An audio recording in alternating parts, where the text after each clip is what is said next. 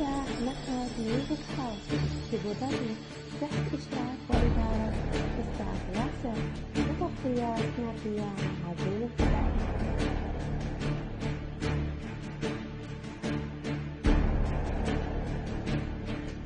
يلا بكم من الفن ولا وقت ولا مكان. من سلطنة عمان مع الإعلامية زينب السعدي وصلت شرفت فيك الغالي، وهي سلطنة عمان كلها وتاج على راسي.